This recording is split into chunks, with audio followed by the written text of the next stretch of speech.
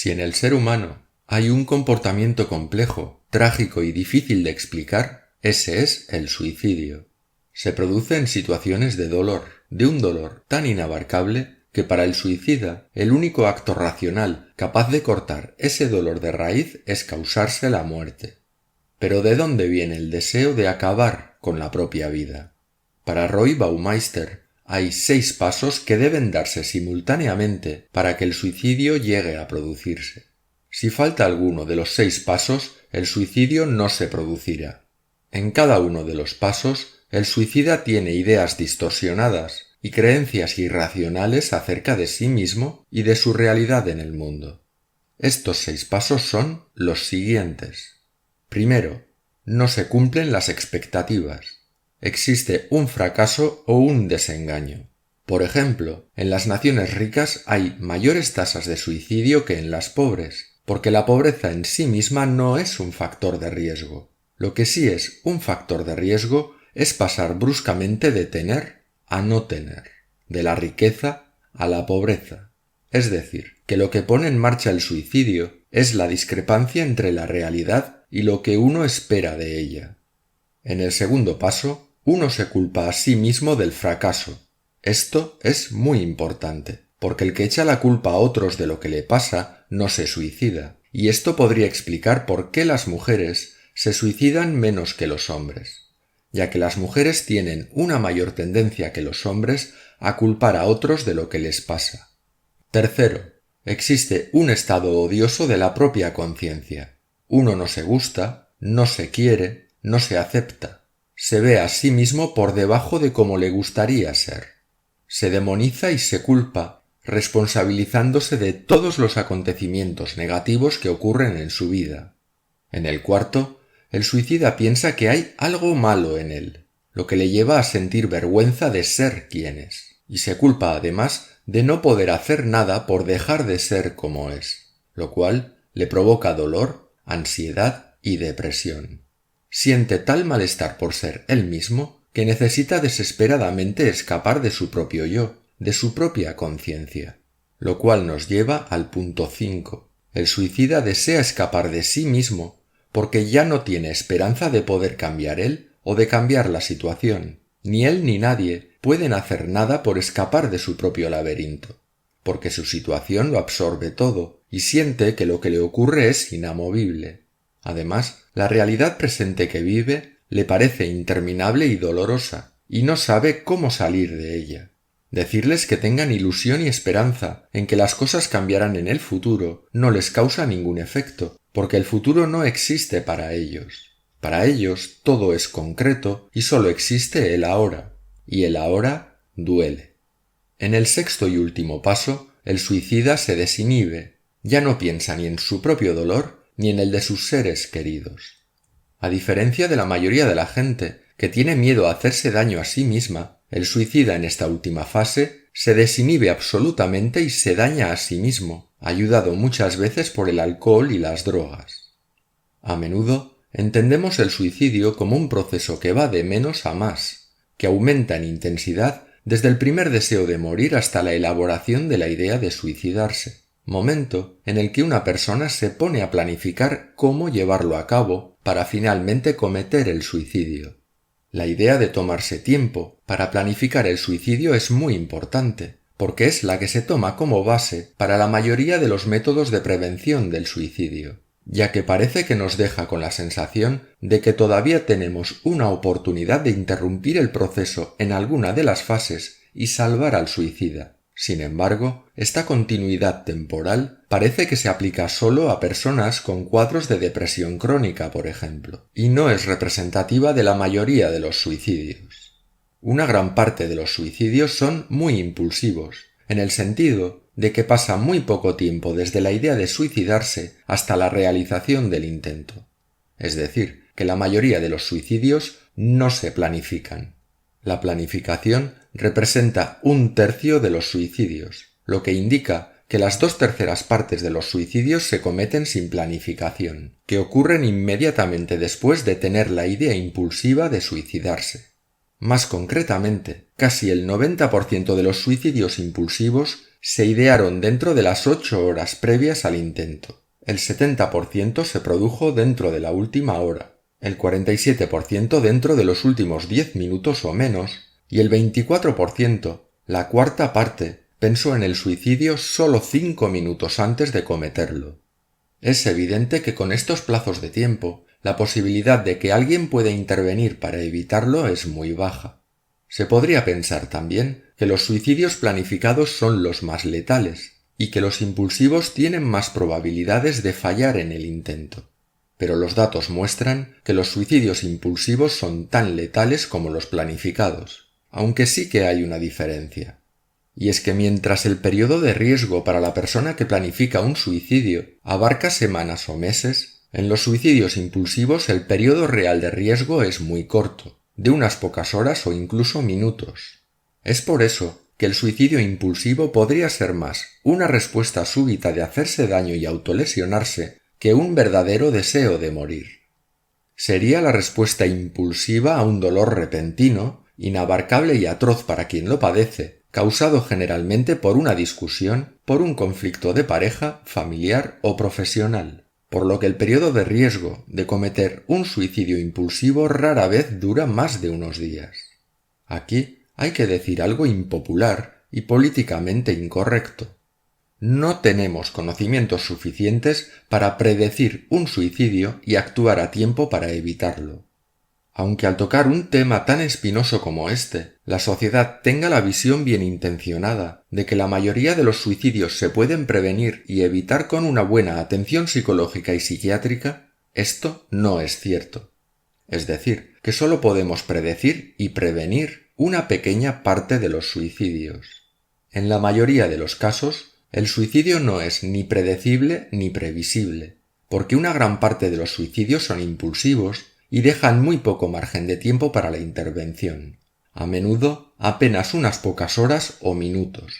Además, solo 1/3 de los suicidas avisa de sus intenciones. Curiosamente, este porcentaje es exactamente igual a la relación entre suicidios planificados e impulsivos, donde solo 1/3 de los suicidios son planificados y los 2/3 restantes impulsivos. Pero esta no es una relación directa, porque no todos los planificados se avisan ni todos los impulsivos se callan. Esto nos lleva a un punto que puede resultar desconocido para muchas personas, que de las personas que terminan suicidándose solo sabemos lo que nos quieran contar, que preguntados por amigos, familiares o psicólogos acerca de cómo se encuentran, los futuros suicidas también pueden ocultar la verdad o mentirnos. Pueden tener ideas de terminar con su vida y callarse. Pueden abandonar un tratamiento y no contarlo. Y pueden tener problemas vitales y no compartirlos con nadie. O incluso hay otro problema aún mayor: el error de pensar que el futuro suicida sabe lo que va a hacer y que podremos conseguir que nos lo diga para poder ayudarle. La realidad es que estas personas a veces ni tan siquiera saben que unos días más tarde acabarán con su vida. Suelen vivir en un estado de permanente confusión acerca de su situación personal, como si estuvieran montados en un balancín, porque por un lado quieren vivir, pero por el otro no quieren seguir padeciendo ese sufrimiento.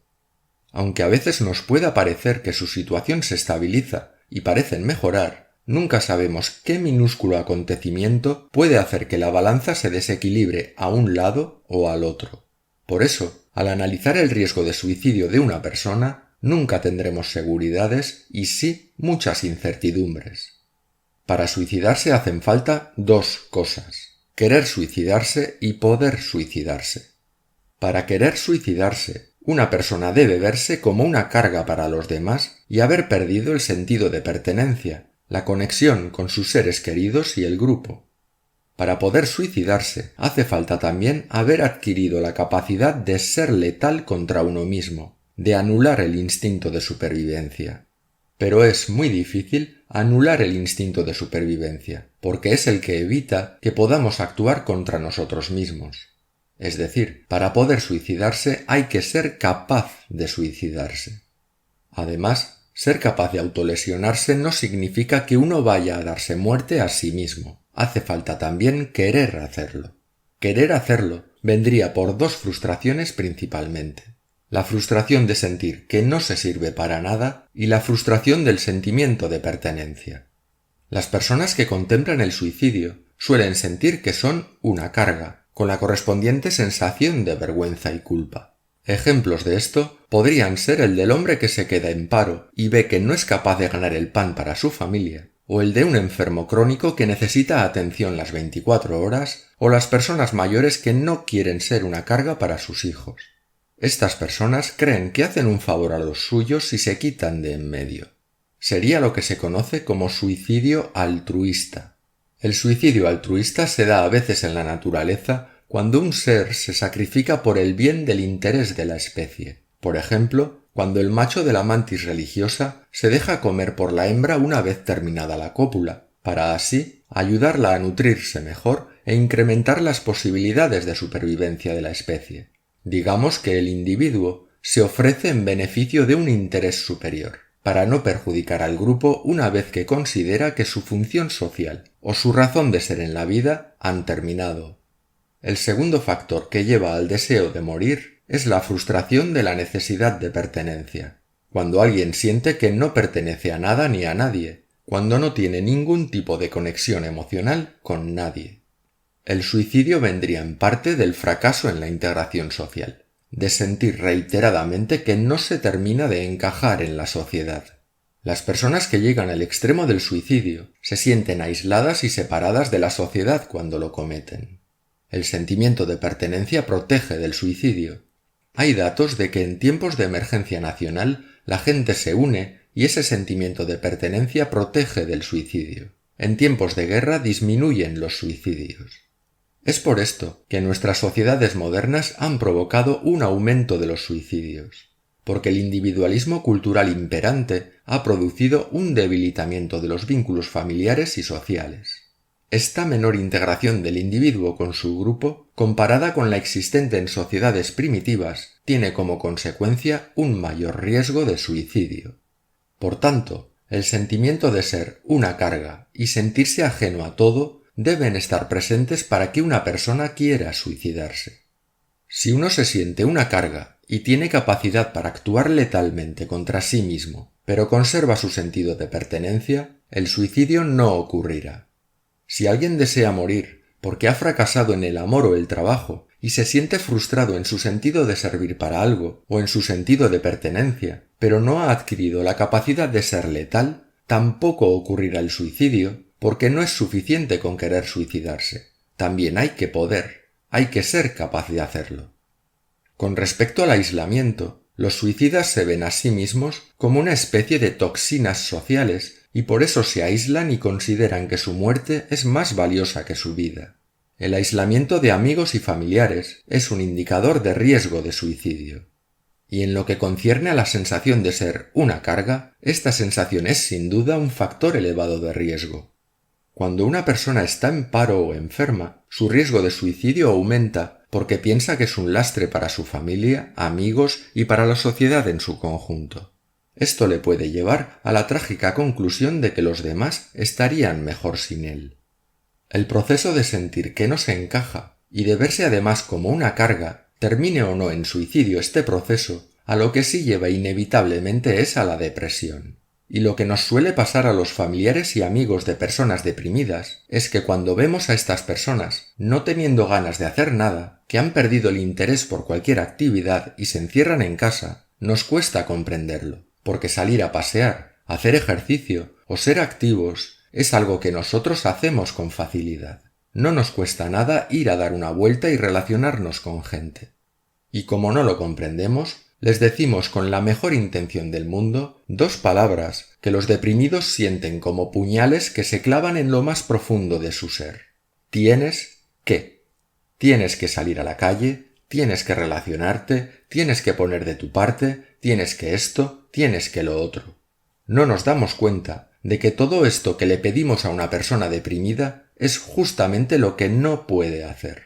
Si pudiera hacerlo ya lo habría hecho y no estaría deprimida. Si lo está, es porque no puede hacer otra cosa.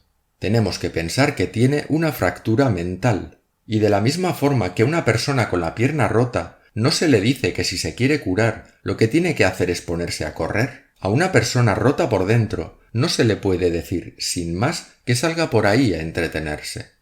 Insistiendo y presionando a la persona con depresión, no vamos a conseguir que mejore su rendimiento.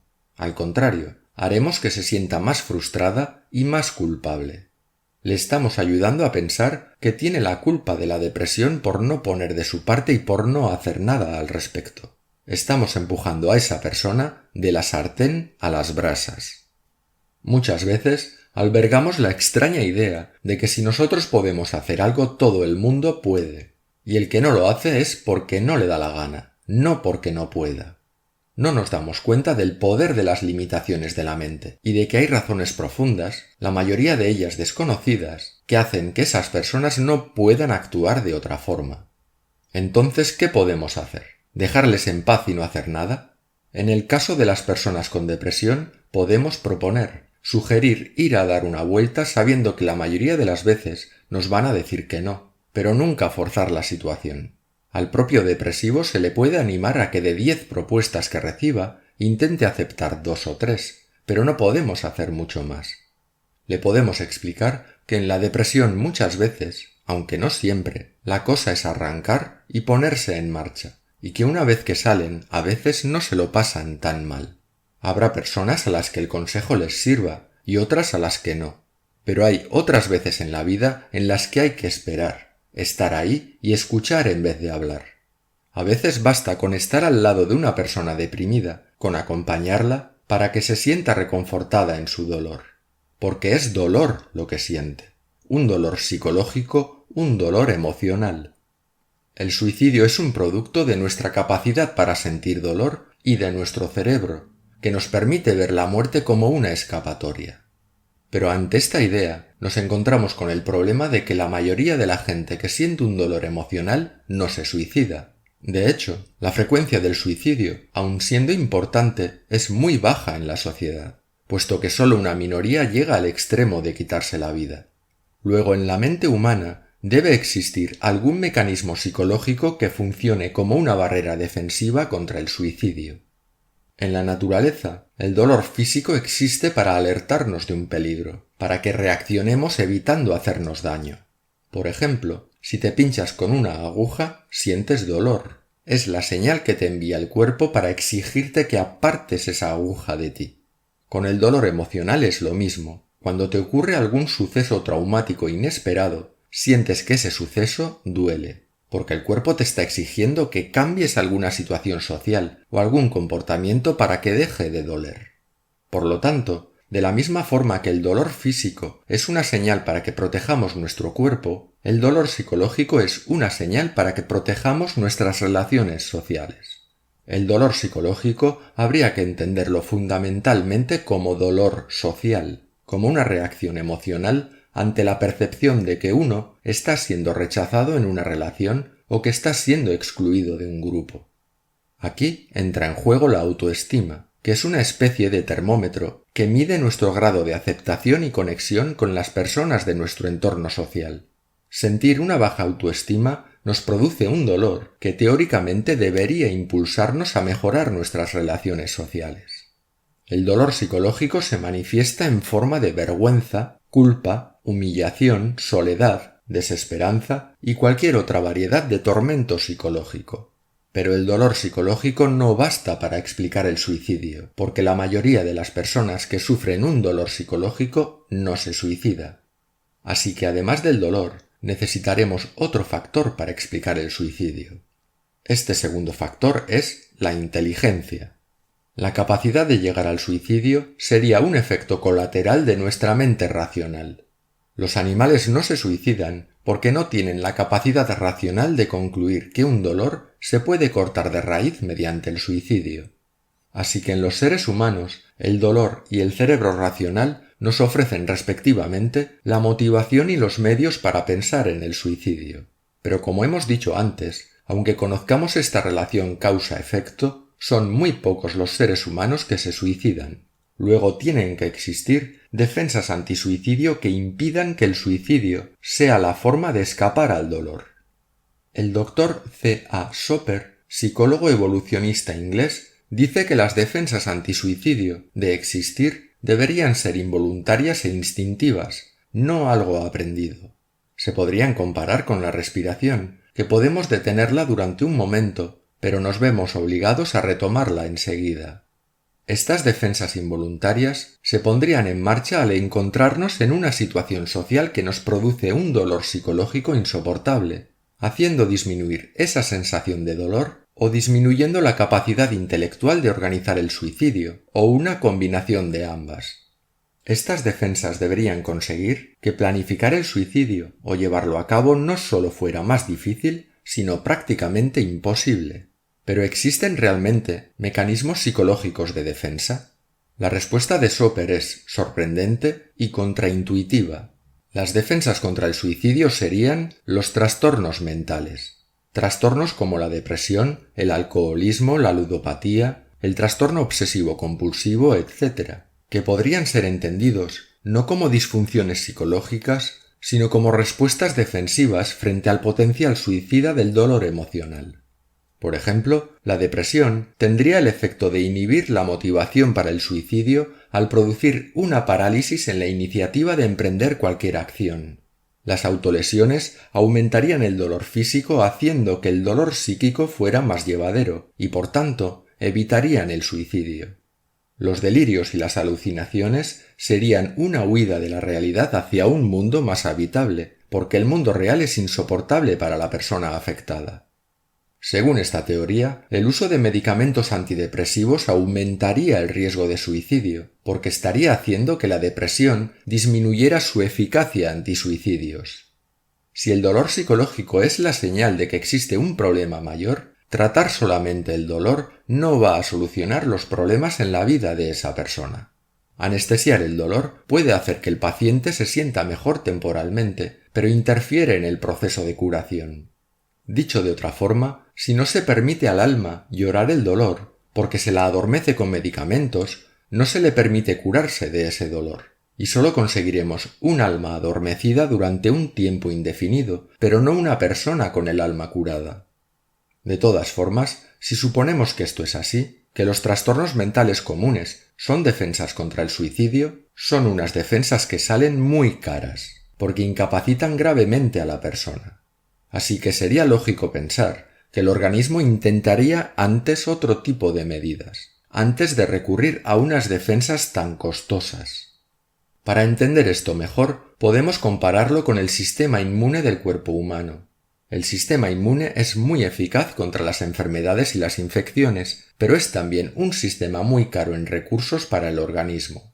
Es mejor poder evitar que un microorganismo peligroso entre en nuestro cuerpo, para así no tener que enfrentarnos a él con nuestro sistema inmunológico. Y para eso utilizamos los sentidos, de tal manera que detectamos por el aspecto, el sabor o la textura si un alimento está en mal estado. Por lo tanto, una teoría del suicidio no estaría completa sin considerar la posible existencia de otro tipo de defensas que eviten el suicidio sin tener que recurrir al carísimo recurso de forzar un trastorno mental para inhibir el suicidio. Una primera línea de defensa de este tipo serían los sesgos cognitivos, la capacidad de autoengañarnos para que una mala noticia no consiga afectarnos anímicamente, para que se mantenga dentro de unos límites tolerables y asumibles. Se trataría de ignorar o distorsionar una información que no nos gusta o que nos causa malestar. Se trata en el fondo de no utilizar nuestra inteligencia demasiado al recibir una mala noticia, mutilando la inteligencia un poco para así no comprender ni abarcar intelectualmente todo lo que ocurre, porque si la utilizo entenderé lo que ocurre y por qué, y entonces sentiré dolor, así que mejor no lo pienso. Esto es un poco como cuando mucha gente oye hablar de MGTOW. Es mejor negar la evidencia de los datos que valorarlos y descubrir que el mundo que habíamos construido alrededor de una mentira se desmorona. Como aceptar eso duele, prefiero desacreditarlo para no sufrir viendo la realidad, y de esta forma consigo aminorar la influencia del dolor que me causaría descubrir la realidad. Otras defensas de primera línea contra el suicidio serían más culturales que psicológicas, por ejemplo la religión o los tabúes. La religión disminuye el dolor, presentándolo como una prueba que Dios nos pone para saber si merecemos la recompensa de la vida eterna, la reencarnación o el paraíso. También tenemos los tabúes, en la idea de que aquello de lo que no se habla no existe. Si no se habla de un problema, no existe tal problema. Y si de algo se evita hablar en esta sociedad es precisamente del suicidio. Incluso se llega a decir que no hay que hablar del suicidio porque es contagioso, que la gente se suicida más cuando se habla de él. Aunque este punto es muy controvertido, lo que posiblemente ocurre no es que por dar la noticia de que una persona se ha suicidado de tal o cual manera, haya gente a la que le dé sorpresivamente por suicidarse, sino que lo que suele ocurrir es que las personas que a pesar de todo ya se iban a suicidar, copien el mismo sistema que empleó aquel de la noticia. Y eso puede dar la impresión de que los suicidios aumentan por hablar de ellos. Pero continuemos con el tema que nos ocupa. Más allá de los suicidios originados únicamente por la depresión, la desesperanza o la tristeza, existen otros tipos de suicidio. Por ejemplo, el suicidio con intención hostil. Este tipo de suicidio conlleva tanto un deseo de morir como un intento de dañar o perjudicar a alguien que el suicida cree que es el responsable del sufrimiento insoportable que padece. Una emoción implicada claramente en este tipo de suicidio es la rabia o la ira. Cuando se tiene miedo, lo normal es huir del peligro, pero cuando se tiene rabia, la actitud es enfrentarse a ese peligro. Si una persona se encuentra con que le están despojando de todo en la vida y que no le queda ninguna otra salida, puede poner en riesgo su vida a modo de venganza. Para llegar a ese punto, el individuo tiene que sentirse impotente y desesperado. En muchos casos, el suicidio con intención hostil puede ser vivido también como un sacrificio por los demás, como por ejemplo los kamikazes japoneses en la Segunda Guerra Mundial. Tenemos también otra clase de suicidio, del tipo que podríamos llamar moralista, donde el suicida es la víctima de una ofensa moral, es el ofendido por un daño moral que alguien ha provocado contra él, o donde el suicida es el ofensor, el que ha causado un daño a otros. En el caso del ofendido, el origen de la motivación para suicidarse está en la pérdida de reputación, en la pérdida de prestigio y de estatus social. Somos una especie social, por lo que la aprobación de los demás es fundamental. Si esta pérdida de aprobación se da de un día para otro, el rechazo social que recibe como respuesta no le causa una depresión, sino ira, deseos de venganza y rabia, lo cual puede llevarle a acabar con su vida de forma impulsiva y fulminante. Este sería el caso del joven de San Carlos de Bariloche, en Argentina, que el 22 de diciembre de 2018 se suicidó tras haber sido acusado falsamente por una pretendida amiga suya de agredirla sexualmente. En el caso del ofensor, es el que ofende a alguien o hace algo malo a alguien, y eso es causa de que sienta culpa, vergüenza o miedo por las consecuencias de su mala acción. Este tipo de suicidio sería la forma más cara de pedir perdón. Este tipo de suicidio moralista tiene cada vez más importancia en nuestros días debido a los linchamientos sociales que se producen todos los días en las redes. Como ya hemos visto antes, un suicidio necesita la coincidencia de múltiples variables para que se cometa, pero no se puede subestimar la importancia que tiene el hecho de que la reputación y la dignidad de una persona se vean golpeadas como factor de riesgo para la conducta suicida. Desgraciadamente, en muchos casos, a la muerte social le sigue la muerte física. Y esto último es algo que la sociedad en general parece obviar y mira para otro lado. Se suele pensar que el suicidio es una acción profundamente individual, que es un problema mental de cada individuo que corresponde al ámbito privado de las personas. Esta forma de verlo evita reconocer que también hay causas sociales del suicidio. La gente se suicida por divorcios y rupturas emocionales, por problemas económicos, por el desempleo, etc. El suicidio no es solo una conducta personal motivada en razones psicológicas o psiquiátricas, sino también una conducta que se puede explicar sociológicamente. El suicidio es el resultado del conflicto en las relaciones sociales y es más que probable que unos conflictos lleven más al suicidio que otros. La gente maneja los conflictos de diferentes maneras. Unos intentan hablar y negociar para llegar a soluciones, otros los rehúyen, otros recurren a una tercera persona para que interceda, otros usan la agresividad y la violencia, y otros recurren al cotilleo, a las discusiones, a las denuncias, a peleas, manifestaciones, huelgas, etc. Y también a los suicidios. Muchos suicidios son formas de responder a los conflictos, una forma de protestar, de castigar o de expresar un agravio que se ve como injusto u ofensivo. Pero ¿por qué nadie iba a querer manejar un conflicto suicidándose? ¿Qué hace que una persona que se siente agraviada pretenda hacer daño a alguien haciéndose daño a sí misma? Las relaciones interpersonales no son estáticas, sino que cambian con el tiempo. Por lo tanto, el lugar que una persona ocupa en su entorno social también cambia con el paso del tiempo. Las relaciones empiezan, las relaciones se rompen, la gente encuentra un empleo, la gente se queda en paro, etc. Y esto produce cambios que nos afectan personalmente, unas veces para bien y otras para mal. Ya sabemos que la mayoría de las personas que sufren una ruptura amorosa no se suicida, ni la mayoría de las personas que se queda en paro, ni la mayoría de las personas que tienen deudas.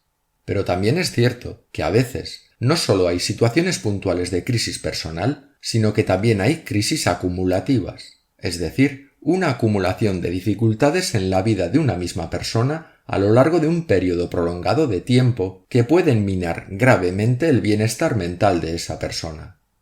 En muchos casos, ayudar a una persona en riesgo de suicidio no consiste en suministrarle antidepresivos, ni en llevarle a terapia, sino que consiste en ayudarle a encontrar un techo, a tener ingresos o mediar en un conflicto con otra persona o institución, y que pueda así recuperar su reputación y su autoestima. Porque descender en la jerarquía social o perder estatus es un factor de riesgo para el suicidio.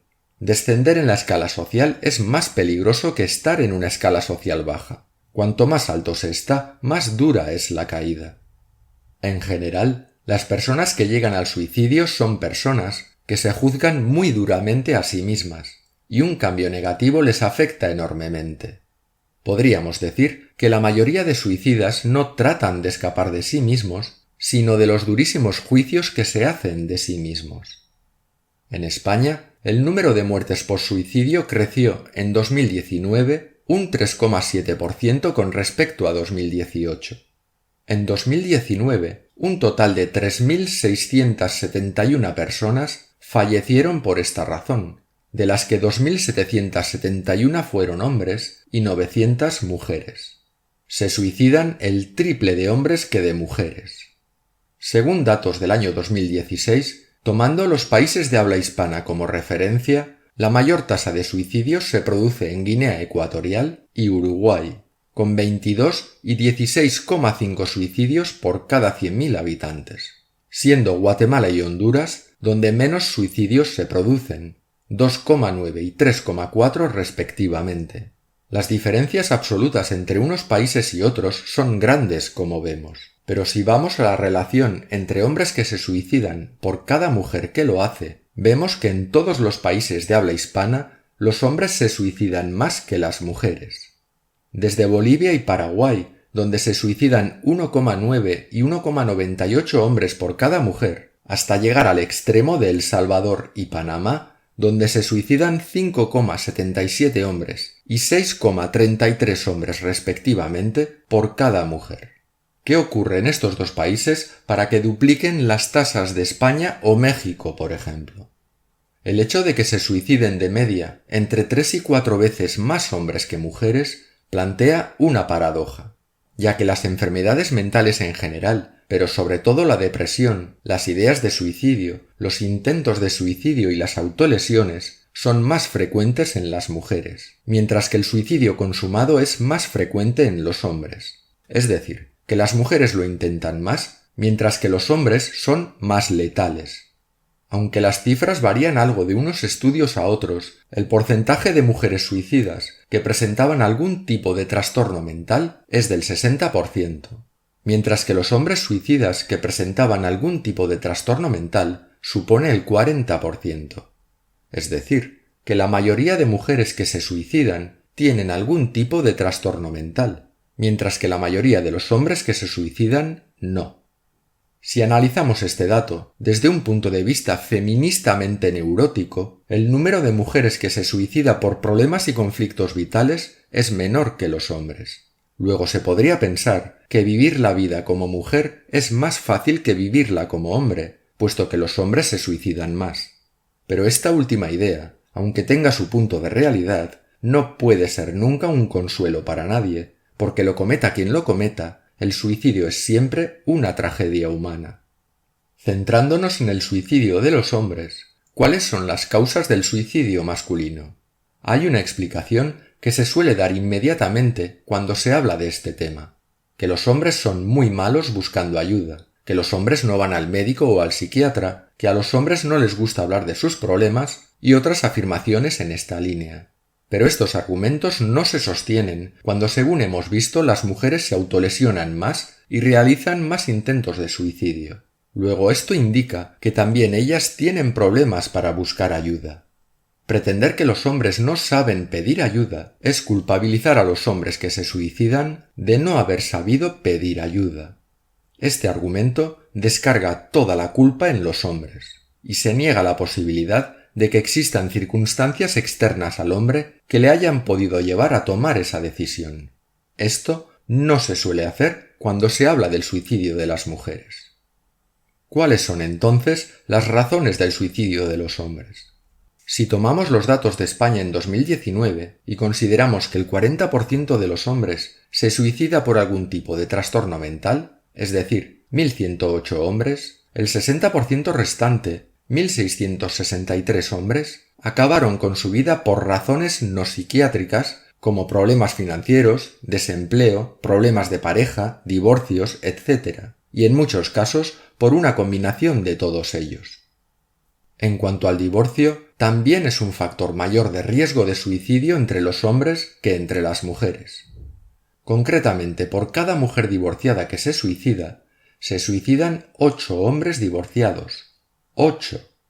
¿Cuál puede ser la razón de este diferente efecto del divorcio entre hombres y mujeres? Los modernos expertos en pseudoestudios de género suelen señalar que los hombres son más dependientes emocionalmente de sus parejas, que cuentan con una menor red social y que se quedan más aislados en caso de divorcio. De nuevo, toda la culpa de los hombres. En nuestra sociedad funcionan muchos estereotipos del estilo: las mujeres tienen problemas, los hombres son el problema. Se pretende socialmente que los hombres son privilegiados, fuertes, autosuficientes, autónomos, independientes, que no pueden ser víctimas ni tener necesidades, que si tienen problemas es porque se los han buscado. No se admite que la sociedad también daña a los hombres, ni tampoco se admite que las mujeres también participan en los procesos sociales que dañan a los hombres. Aunque no hay datos estadísticos que midan este asunto, muchas mujeres saben perfectamente que en los procesos de divorcio, de manera verbal o a través de las leyes que discriminan a los hombres, pueden llegar a reducir a sus parejas a un estado mental y anímico infrahumano. Precisamente, la legislación que discrimina de manera positiva a la mujer hace que el hombre quede en inferioridad de condiciones. Actualmente, la sociedad se lava las manos y deja desamparados a los hombres. Hasta que como sociedad no reconozcamos que los hombres también tienen desventajas y sufren en esta sociedad, no viviremos en una sociedad igualitaria. Sorprendentemente, cuando alguna institución habla de medidas para prevenir el riesgo de suicidio en la población, hablan de prevención en los grupos sociales que ellos denominan más vulnerables, es decir, en la infancia y la adolescencia, en las mujeres víctimas de violencia doméstica, en las personas mayores, en los presos, en los inmigrantes, etc.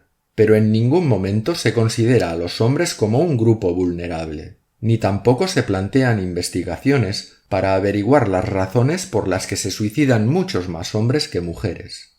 En definitiva, las estrategias sociales para la prevención del suicidio no hablan del colectivo que comete el 75% de los suicidios. Hay un elefante en la cacharrería y nadie quiere escuchar el ruido.